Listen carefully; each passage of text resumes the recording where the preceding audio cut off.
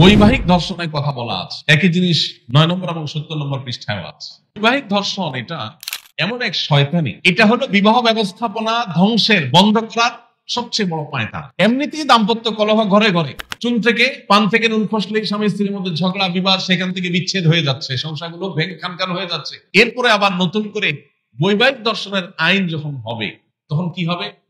স্বামীর সাথে স্ত্রী, স্ত্রীর সাথে স্বামীর যদি বনিবনা না হয়, একটু কথা কাটাকাটি হয়েছে, স্বামীর বিরুদ্ধে স্ত্রী যে মামলা ঠুকে দেবে যে আমার ইচ্ছার বিরুদ্ধে আমার সাথে শারীরিক সম্পর্ক করেছে। ইচ্ছার বিরুদ্ধে করেছে না ইচ্ছায় করেছে, এটা প্রমাণ করার কোন সিস্টেম, কোন উপায় থাকতে পারে? কোন সুযোগ আছে? কোন সাক্ষী প্রমাণ, কোন তথ্য উপাত্ত রাখার সুযোগ আছে?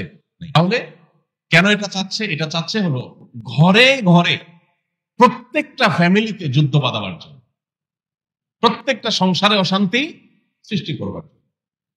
ইসলাম জুলুম করতে নিষেধ করেছে সবার জন্য। কোন স্বামীর এই অধিকার নাই, স্ত্রী অসুস্থ, স্ত্রী অপারক, জুলুম করে তার সাথে শারীরিক সম্পর্ক করার অধিকার কোন স্বামীকে ইসলাম দেয়নি। কিন্তু একই সাথে স্বামীর চরিত্র রক্ষার্থে, সমাজ সুস্থ সুন্দর স্বাভাবিক যেন থাকে, সেই প্রয়োজনে একজন স্ত্রী তার স্বামীর প্রয়োজন পূরণের সদা প্রস্তুত থাকার নির্দেশ ইসলাম করেছে। অর্থাৎ প্রত্যেককে যার যার নির্দেশ ইসলাম করেছে।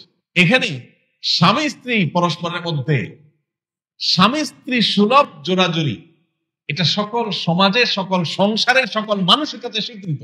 কখনো কখনো স্বামী স্ত্রীর মধ্যে শারীরিক সম্পর্ক যেরকম মৃদু জোড়াজুড়ি গ্রহণযোগ্য পর্যায় পর্যন্ত চলে, অগ্রহণযোগ্য পর্যায়ে জোর পর্যায়ে গেলে চলে না, ঠিক তেমনি ভাবে স্বামী স্ত্রীর মধ্যে টাকা পয়সা নিয়ে, মার্কেটিং নিয়ে, খাওয়া দাওয়া নিয়ে, শপিং নিয়ে, বিভিন্ন আপনার রেস্টুরেন্টে যাওয়া নিয়ে, কোথাও ঘুরতে যাওয়া নিয়েও মৃদু জোড়াজুড়ি হয়।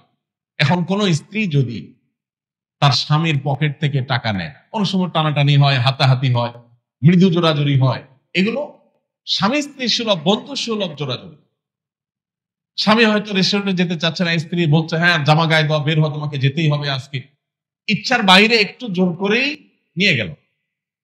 স্ত্রী চাচ্ছে ঘুরতে যাবে, স্বামী বলে না আমার ভালো লাগতেছে না, বলে না তোমার যেতে হবে, বাইর একটু জোরাজোরি করে নিয়ে গেল। তাহলে সেটাকে বৈবাহিক ডাকাতি নাম দেন, বৈবাহিক ছিনতাই নাম দেন। কি বলেন? ঘরে ঘরে প্রত্যেকটা পরিবারে অশান্তি সৃষ্টি করার জন্য এই যে শয়তানের নির্নকশা এদেশে সুপারিশ হিসাবে পেশ করা হয়েছে, এটার প্রত্যেকটা পয়েন্ট, প্রতিটা লাইন পৃষ্ঠা আপনি পড়লে দেখবেন পুরাটা হলে আমাদের সমাজকে ধ্বংস করার একটা মহা আয়োজন। প্রিয় ভাইরা,